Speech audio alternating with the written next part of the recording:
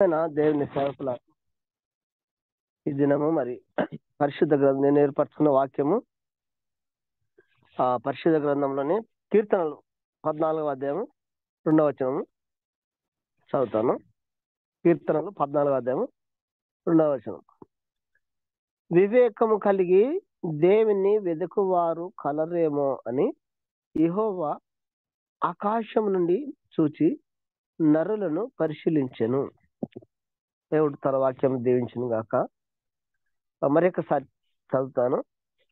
వివేకము కలిగి దేవుని వెదుకువారు కలరేమో అని యెహోవా ఆకాశం నుండి చూచి నరులను పరిశీలించెను. ఈ ఉదయకాలం మరి దేవుని మాట మనతో మాట్లాడుతుంది. ఏమనంటే జ్ఞానము కలిగి వివేచన కలిగి మరి దేవుడు ఉన్నాడా అని అనుకునేవారు ఉండరేమని చెప్పి దేవుడు ఆకాశం నుంచి చూస్తూ ఉన్నాడంట మనుషులను. కిందికి ఆకాశం నుంచి భూమిపై కుదిస్తే ఒకరును కనపడతలేరంట. ఎందుకు కొరకు అంటే ఈ లోకంలో ఉన్నదంతా మరి ఇంతే కదా, సంపాదించుకుంటాం, తింటున్నాం, అనుభవిస్తున్నాం, ఇంకా చనిపోతున్నాం, ఇంతే అని చెప్పి అనుకుంటున్నారు. కానీ నన్ను సృజించిన దేవుడు ఎక్కడ ఉన్నాడు అనే గ్రహింపు ఒకరిని కూడా లేదని చెప్పి దేవుని వాక్యం సెలవిస్తుంది. ఇదే మాట మరి కీర్తన 53 అధ్యాయం 2వ వచనంలో కూడా ఇదే ఉంది. వివేకం కలిగి దేవుణ్ణి వెదకువారు కలరేమని యెహోవా ఆకాశం నుండి చూచి నరులను పరిశీలించను. దేవుడు పరిశుద్ధ గ్రంథంలో ఇదే కీర్తనలో 2 భాగాలు మరి ఎందు నిమిత్తమే వ్రాయబడి ఉన్నదో తెలియదు. కానీ వివేకము వివేకము వివేకం జ్ఞానము కలిగి దేవుని వెతికేవారు ఉన్నారా అని చెప్పి మంచి మాటతో అంతగానో పై వచనం చూస్తే దేవుడు లేడని బుద్ధిహీనులు తమ హృదయములు అనుకుందరంట. దేవుడు లేడు, అసలు మేమే దేవుళ్ళం, మేమే అనదు. మన వారం 10 రోజుల కిందట మరి మనకందరికి తెలిసిన విషయం, లాస్ ఏంజల్స్ లో మరి వాళ్ళు పొగుడుకున్నారు, వాళ్ళు అతిశయించారు, వాళ్ళు గర్వపడినారు, వాళ్ళే మేమే దేవుళ్ళమని చెప్పి అన్ని రకాల వారికి మార్కులు వేసుకున్నారు. కానీ దేవుని కాడికి వచ్చేటలకు 0 మార్క్స్ వేసింది. ఎంత విచారం చూడండి. దేవుని కాడికి వచ్చేటలకు దేవుడు లేడు, మనమే అని చెప్పాను, కానీ దేవునికి 0 మార్క్స్ అని చెప్పి అన్నారు. ఒకసారి బాగా ఆలోచిస్తే భూమిని ఆకాశాన్ని కలుగజేసిన దేవుని మరిచి ఈ లోక వైభవాలను అనుభవిస్తూ వారి దగ్గర ఉన్నటువంటి డబ్బును, సౌందర్యమును, ప్రతి వాటిని అనుభవిస్తూ ఇంతే కదా ఇంకా దేవుడు అంటే, మేమే కదా దేవుడు, ఇంకా దేవుడితో మాకే, మరి దేవుడు లేడు, దేవునికి 0 మార్కులు అని చెప్పి అన్నందువలన ఆయన ఉగ్రతకు మనం వాళ్ళు గురి అయినట్టు చూస్తున్నాం. పరిశుద్ధ గ్రంథంలో ఒక చోట రాయబడింది, పంచభూతంలో మిక్కితమైన వేరణంతో లయమైపోవును, భూమి దాని కృత్యములు కాలిపోవును అని చెప్పిన మాట. కారణం ఏంటంటే దేవుని ఉగ్రత. ఆ పంచభూతాలు ఈ లోక సంబంధం చాలా మంది పంచభూతములే దేవుడు అని అనుకుంటారు. కానీ పంచభూతములను కలగజేసింది కూడా ఆయనే అనే సంగతి వాళ్ళకి తెలియదు. ఎందుకంటే కనిపించేటివి భూమి, నీరు, ఆకాశము, గాలి, అగ్ని, ఇవి మాత్రం కలుగుతాయి. ఇవే దేవుళ్ళు అని చెప్పి అనుకుంటారు. కానీ వీటి వెనుక ఉన్నటువంటి ఆ దేవుడు ఎవరు అని వాళ్ళకి తెలియదు. అందుని బట్టే దేవుడు చూస్తున్నాడు ఏమంటున్నాడు చూసి వివేకము కలిగి దేవుని వెదుకువారు కలరేమని యెహోవా ఆకాశం నుండి చూచి నరులను పరిశీలన చేస్తున్నాడు. అదే బాగా మళ్ళీ ఇంకొక మాట చూస్తే కీర్తనలు 35 అది యోబు గ్రంథం 35 అధ్యాయంలో ఒక మాట రాయబడ్డం. యోబు గ్రంథము 35 అధ్యాయంలో చూస్తే 35 అధ్యాయం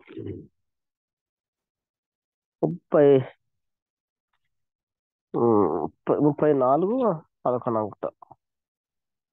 చదవండి ఒకరు వస్తుందాం. కీర్తన యోబు గ్రంథము 35 అధ్యాయం 11 వచనం.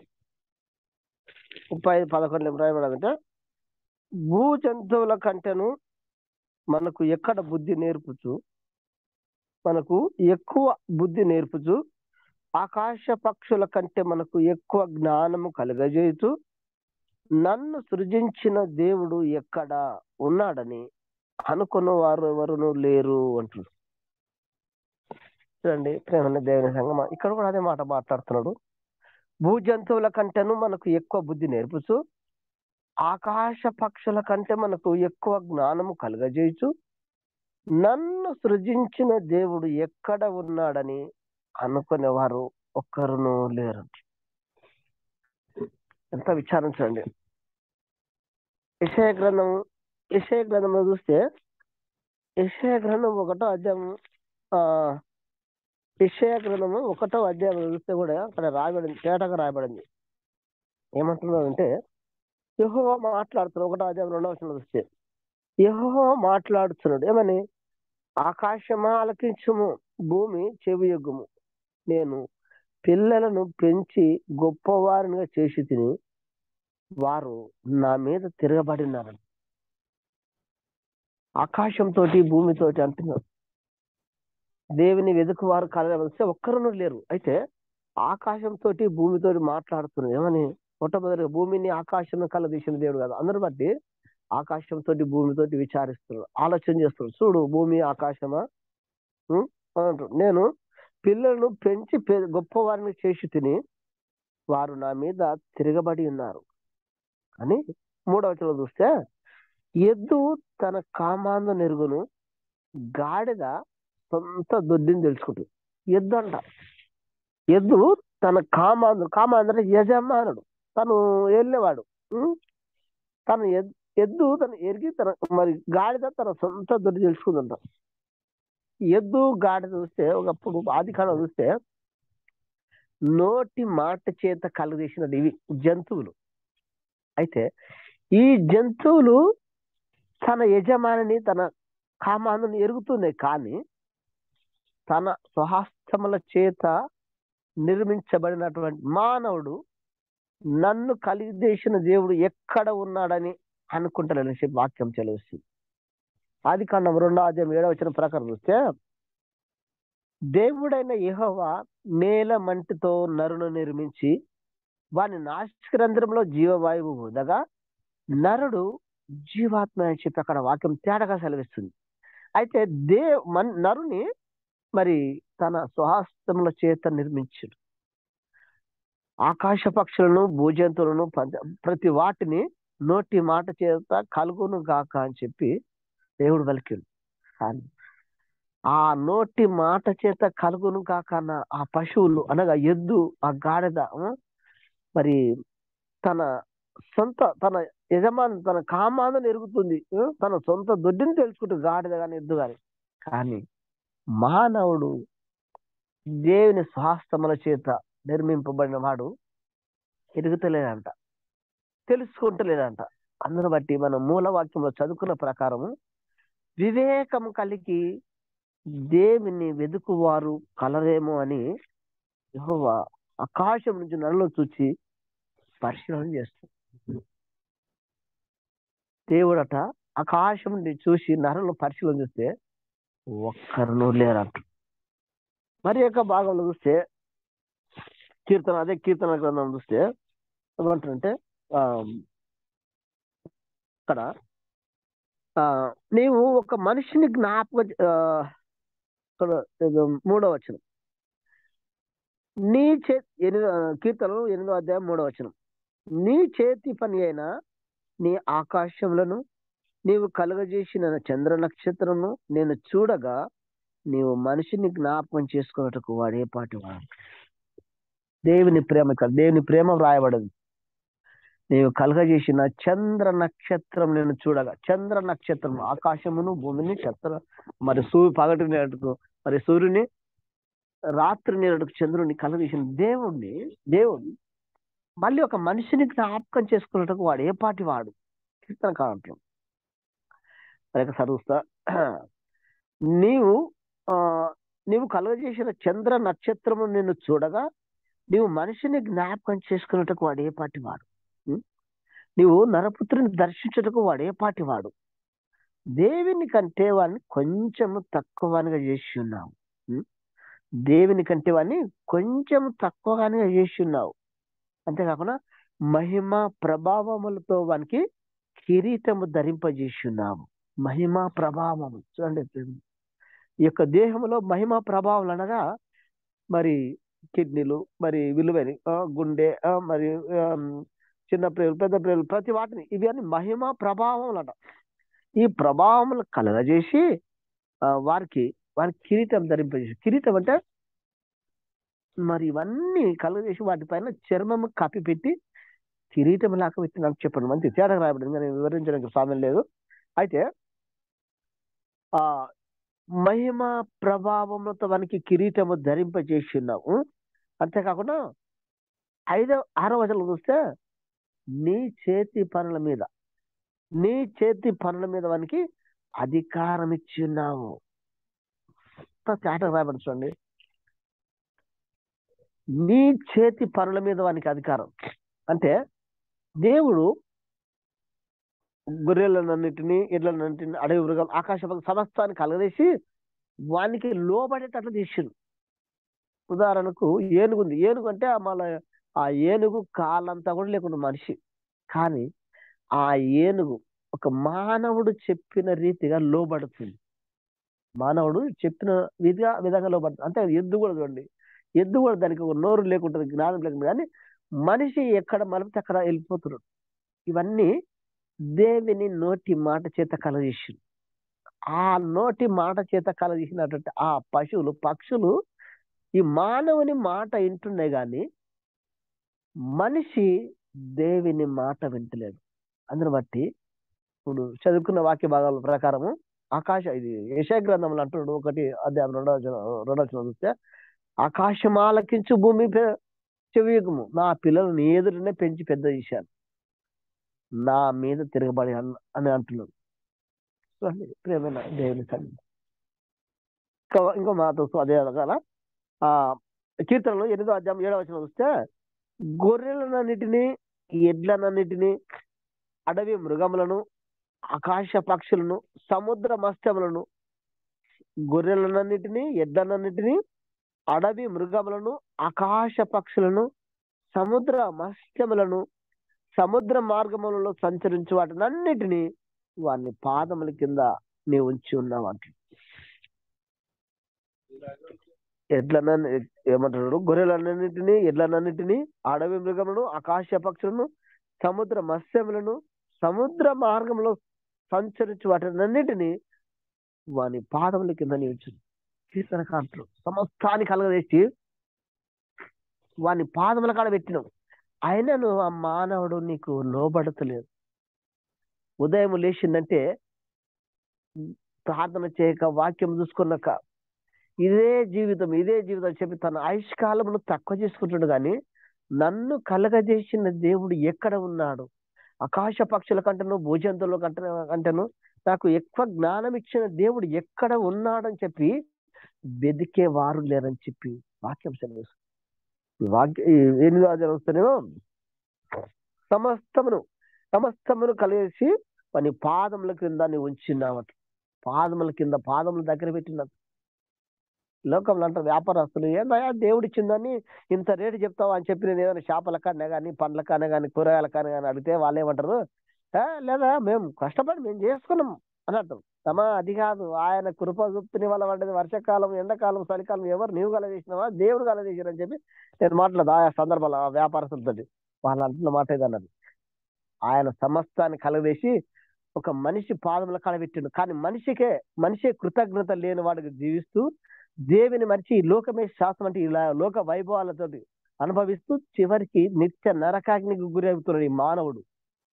కానీ అది గమనిస్తలేడు. అందుని బట్టి దినమెల్లా చేతులు చాస్తూ నా కుమారుడు నా వైపు వస్తాడు, ఎప్పుడు వస్తాడని చెప్పని ఎదురు చూస్తున్నాడు. కానీ దేవుడు, మానవుడు దినమెల్లా వాడుగా ఉన్నాడు. దేవుని గ్రహించలేకపోతున్నాడు. నాకు దేవుడు లేడు, ఎవరు నేనే రాజును, నేనే మంత్రి అని చెప్పిన రీతిగా ఆ మానవుని ఆ యొక్క గర్వం, వివేచన, ఏమాత్రం జ్ఞానం లేదు. అయితే మనుషులెల్లరూ వారి చేస్తున్న ప్రతి హేయమైన క్రియను బట్టి వారి ఆయుష్ను తక్కువ చేసుకొని లోకం నుంచి తొందరగా కాలగతులు ముగించుకొని పోతారు. అందుకరికే పరిశుద్ధ గ్రంథంలో ప్రసంగిలు అంటాడు, నీ మరణ దినము రాకముందే నీ వేళ చనిపోదు అని మాట్లాడుతున్నా. దీని భావన దేవుడు లేక విచ్చలవిడి జీవితం జీవిస్తూ అనవసరమైన తిని తాగుచు మరి ప్రతి వాటిని అనుభవిస్తూ దాని ద్వారా వచ్చే ప్రతి వాటిని తింటూ తాగుతూ ఆ అనారోగ్యానికి గురి చేసుకుంటూ మరి దేవుడు ఏర్పాటు చేసిన దినము రాకముందులే వాళ్ళు ఈ లోకాన్ని విడిచి వెళుతున్నారు. పరిశుద్ధ గ్రంథం యెషయా గ్రంథం చూస్తే 2వ వచనం చూస్తే, ఆహారము కాని దాని కొరకు మీరేలా రూకలిచ్చెదరు, సంతుష్టి కలగజేయని దాని కొరకు మీ కష్టార్జితమును ఎందుకు వ్యయపరిచెదరు. నా మాట జాగ్రత్తగా ఆలకించి మంచి పదార్థము భుజించుడి, మీ ప్రాణము సారమైన దాని యందు సుఖింపనీయుడి అంటున్నాడు ఆలోచన. అంటే మనిషి ఏం చేస్తుడు, ఆ సారము లేని దాన్ని, తన కష్టార్జితమును వ్యర్థమైన దాన్ని యందు అనుభవిస్తున్నాడు. తనకు బలము చేకూర్చని దాన్ని ఆ మత్తు నుంచి ఆనందిస్తున్నాడు. ఆ మత్తు కూడా అవునా బాబా కొన్ని దినాలు ఉంటుంది కదా, 1 గంట 2 గంటలు ఉంటే మళ్ళీ వాడిని విడిచి వెళ్ళిపోతుంది. ఆ మత్తు స్థిరమైంది కానే కాదు. అందులో బట్టి ఏమంటే, ఆహారము కాని దాని కొరకు మీరు ఎలా రూకలు ఇచ్చేదరు. ఆహారమే కాదు, మీ కష్టాలు ఎందుకు వ్యాపరుస్తుంటారు. సంతుష్టి కలుగజేయని దాని కొరకు మీ కష్టార్జితం ఎందుకు వ్యాపరుస్తారు అంటారు. ఇది మనం చూస్తే, నా మాట జాగ్రత్తగా ఆలకించి మంచి పదార్థం భుజించుడి, నా మాట జాగ్రత్తగా ఆలకించి మంచి పదార్థం భుజించుడి, మీ ప్రాణము సారమైన దాన్ని ఎందుకు సుఖింపనీయుడి అంటారు. కానీ మనుషులు, క్రైస్తవునికైన ప్రతి బిడ్డకు దేవుని వాక్యం గురించి ఇతరులకు తెలియజేతామంటే, మీరు అన్ని దేవుని తెచ్చి వేరే దేశం దేవుని తెచ్చి ఇక్కడ బోధిస్తున్నా చెప్పి వీళ్ళ మీదనే తిరగబడుతున్నాను. నాకు అంతేందుకు ఎన్నోసార్లు నాకు మీద తిరగబడి నేను వెళ్ళే గ్రామానికి వెళుతుంటే, కానీ ఇక్కడ వాక్యం ఏం తెలుస్తుంది చెప్తుంది, ఆహారం కాని దాని కొరకు మీరే ఎలా రూపాయలు ఇచ్చేదరు, సంతుష్టి కలిగేని దాని కొరకు మీ కష్టార్జితం ఎందుకు వ్యాపరుస్తా అని చెప్పి ఇక్కడ మాట్లాడుతున్నాను. ఇది సరైనది కాదని చెప్పి ఇతరులకు తాగకూడదు, పాపం చేయకూడదు, న్యాయంగా జీవించలే, నాడు వాళ్ళ లెక్క అప్పచెప్పాలని చెప్పి క్రైస్తవులమైన మనం దేవుని బిడ్డలైన వారికి చక్కర చెప్తే వాళ్ళ మీద తిరుగుబడి చేస్తున్నారు. ఎంత విచారకరం చూడండి. కాబట్టి ప్రియమైన దేవుని సంగమా, మరి ఈ ఉదయకాలం నీతో నాతో మాట్లాడిన మాట, వివేకం కలిగి దేవుని వెతుకువారు కలరేమని చెప్పి యెహోవా ఆకాశంను చూసి నరులను పరిశీలన చేస్తున్నాడు. మరి ఇంకొక మాట చూసుకొని మనం ముగించుకుందాం. ఆదికాండము 6వ అధ్యాయంలో ఒక మాట రాయబడింది. ఆదికాండము 6వ అధ్యాయంలో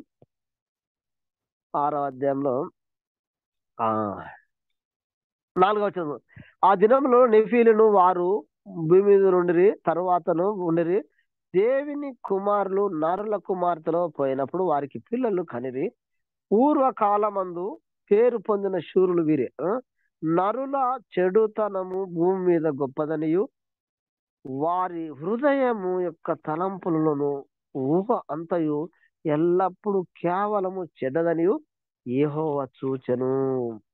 చూడండి ప్రియమైన దేవుని సంగమం, దేవుని ఇక్కడ కూడా చూస్తే నరుల కుమారుడు ఎంత పాపానికి దిగదర్శుడు, దేవుని భయము లేకుండా. మరి కథ చూస్తా, ఆ దినములో నెఫీలును వారు భూమి మీద నుండిరి, తరువాతను ఉండిరి, దేవుని కుమారుడు నరుల కుమార్తెలతో పోయినప్పుడు వారికి పిల్లలను కనిరి, పూర్వకాలమందు పేరు పొందిన శూరులు వీరి. అయితే నరుల చెడుతనము భూమి మీద గొప్పదనియు వారి హృదయం యొక్క తలంపులను ఊహ అంతయు ఎల్లప్పుడూ కేవలము చెడ్డదనియు యెహోవా చూచి తాను భూమి మీద నరులను చేసినందుకు యెహోవా సంతాపము నుండి హృదయంలో నొచ్చుకొనెను.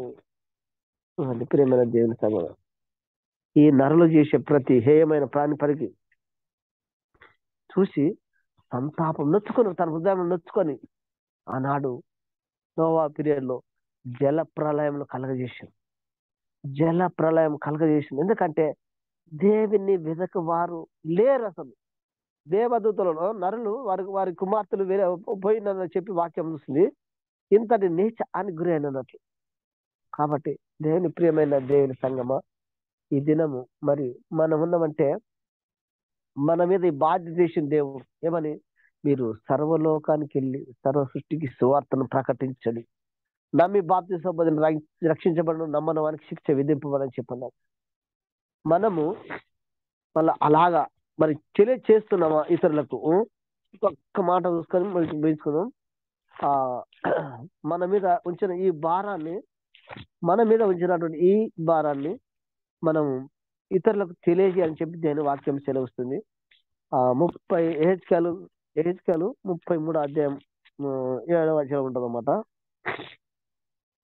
నరపుత్రుడా, నేను నిన్ను ఇశ్రాయేలుకు కావలవానిగా నియమించున్నాను. నరపుత్రుడా, నేను నిన్ను ఇశ్రాయేలుకు కావలవానిగా నియమించున్నాను కనుక నీవు నా నోటి మాటను విని నాకు ప్రతిగా వారిని హెచ్చరిక చేయవాలంటాడు. నా నోటి మాటను విని వారికి హెచ్చరిక చేయాలని చెప్పంటారు. వారికి హెచ్చరిక చేయాలి అంటే ఏమంటే 8వ వచనం దుర్మార్గుడా, నీవు నిశ్చయముగా మరణం నొందుదువు. ఆ వ్యక్తితో దుర్మార్గుడా, నీవు నిశ్చయముగా మరణం నొందుదువు అని దుర్మార్గునికి నేను సెలవీయగా అతడు తన దుర్మార్గతను విడిచి జాగ్రత్త పడినట్లు నీవు ఆ దుర్మార్గునికి నా మాట తెలియజేయని ఎడల ఆ దుర్మార్గుడు తన దోషమును బట్టి మరణం నందును, కానీ అతని ప్రాణమును గురించి నిన్ను విచారణ చేయదనంటు. లోకంలో ఎన్నో దుర్మార్గతలు, ఎన్నో పాపములు, ఎన్నో అసత్యముల నుంచి ఉన్న వారికి ఈ మాట చెప్పి తెలియజేయాలని నేడు మనతో కూడా మాట్లాడుతున్నాడు. అన్నాడు ఇస్రాయల్ ప్రజలతో మాట్లాడు.